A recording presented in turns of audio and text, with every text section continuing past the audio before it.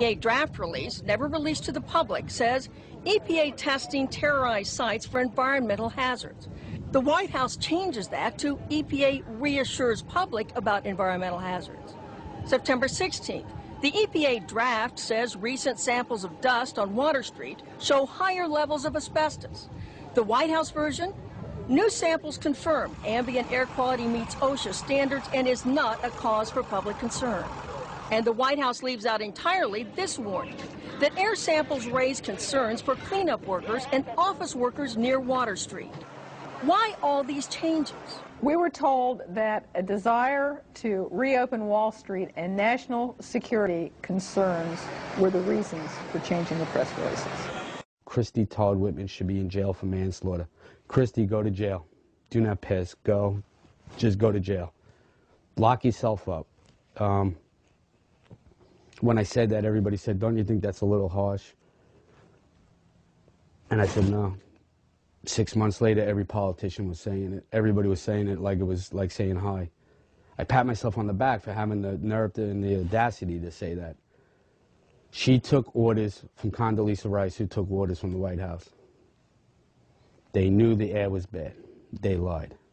You should go to jail for manslaughter. For every time somebody dies. James Sedroga, Don Jones, Tim Keller, my close personal friend who I had to go to his funeral, Officer Borgia, and the many more that have died. I take this personally now. I take it real personal. You got an ex-mayor running for president who claims he helped us. Standing on a pile with a bullhorn, Mr. President and Mr. Giuliani, does not constitute helping anybody. At all. The EPA's public release assured people that there was no significant level of asbestos in the air, and that instead of evacuating, they could clean their homes with a wet rag. More people will die post 9/11 from these illnesses than died on the day itself. By 2006, 70% of the 40,000 Ground Zero workers had developed respiratory problems. Hundreds of them had developed cancer, and over 80 had died. To make matters worse, a large majority of the victims from the World Trade Center were denied a decent burial and treated like garbage. A pile of approximately 500,000 tons of ash located at Fresh Kills landfill contains 1,148 victims that have yet to be identified. Mayor Bloomberg has repeatedly denied family members' requests, replying, "I've only visited my father's grave once." On top of all of this, human remains were discovered up to 400 feet away from the South Tower, on the roof of the Deutsche Bank building.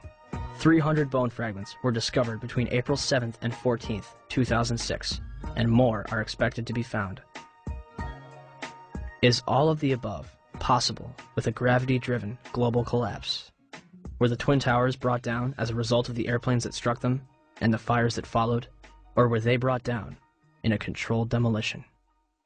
All right, some new information coming in. Report from Associated Press of a large plane crashing in western Pennsylvania. This is according to officials at the Somerset County Airport. A large plane crashing in western Pennsylvania. We had that plane crash. I'm sorry, go ahead, Skip. Say it again. Repeat, please, Skip. I'm saying somebody may have made that horrible decision to go ahead and take the plane down.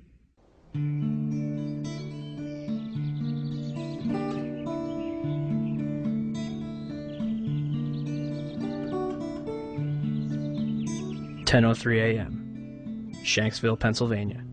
United Airlines Flight 93 allegedly plows into an abandoned strip mine at 580 miles per hour. 20 minutes flying time from Washington, D.C.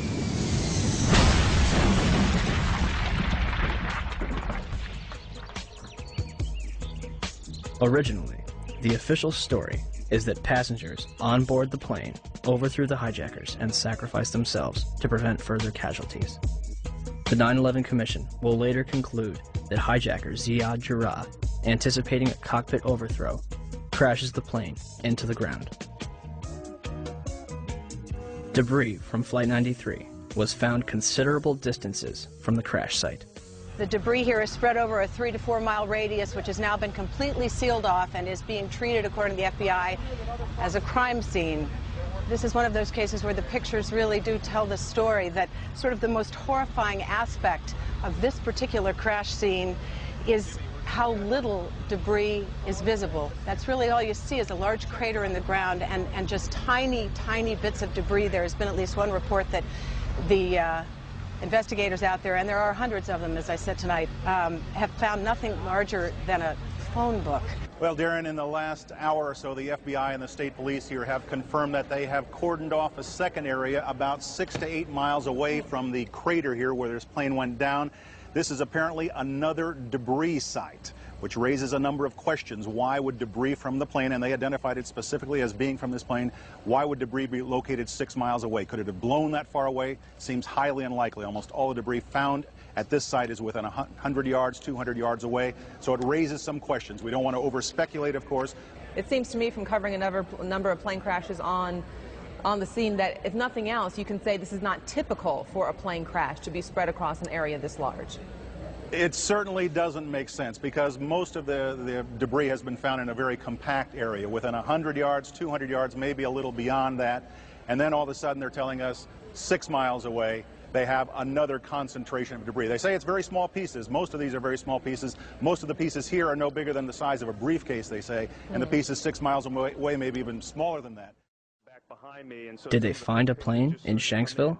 within the last hour? I want to get quickly to Chris Kanicki. He was back there just a couple of minutes ago, and Chris, I've seen the pictures. It looks like there's nothing there except for a hole in the ground. Basically, that's right. The only thing you could see from where we were was a big gouge in the earth and some broken trees.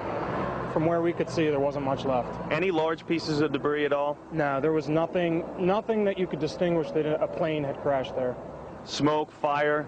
Nothing. It was absolutely quiet. It was actually very quiet. Nothing going on down there, no smoke, no fire, just a couple of people walking around. They look like part of the NTSB crew walking around looking at the pieces. How big would you say that hole was? From my estimates, I would guess it was probably about 20 to 15 feet long and probably about 10 feet long or 10 feet wide.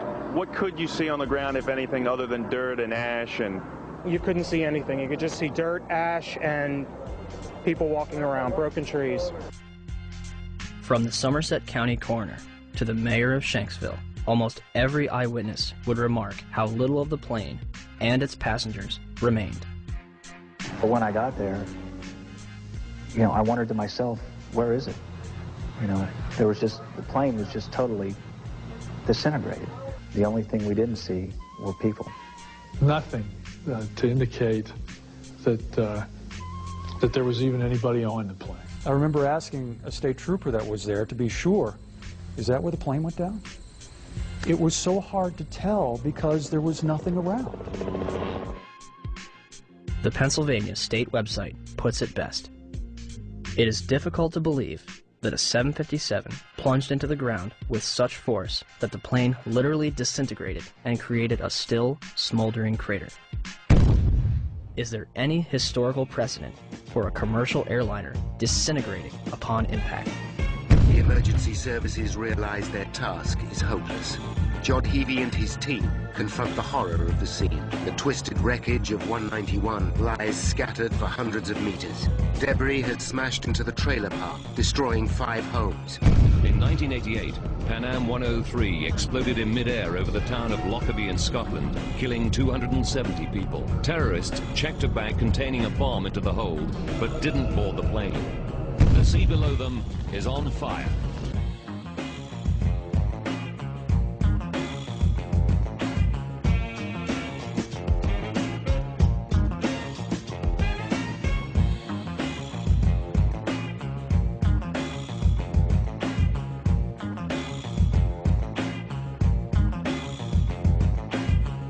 Saying that the pilot was able to dump fuel over Jamaica Bay.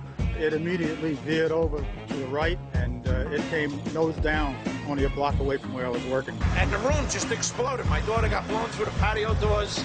My wife got blown into the living room, and I got blown out the patio doors behind my daughter. Several blocks away from the primary crash scene. The aircraft may have been rocked by vibrations severe enough to knock the engines off the wings. Jim, let me just tell our audience what you're looking at. These are from Jamaica Bay. This is clearly a part of the plane. Yes, that would be the horizontal stabilizer, the vertical tail fin on the back of the airplane.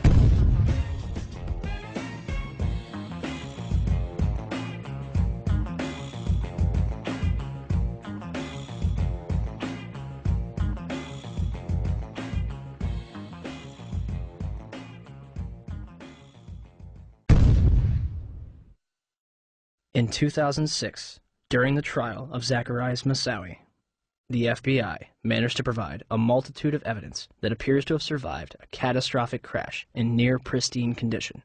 Among the exhibits were a red bandana, a Kingdom of Saudi Arabia driver's license, John Talignani's driver's license, and flight attendant Cece Lyle's personal effects, including her driver's license and Marriott hotel card. Although a 757 managed to obliterate itself upon impact,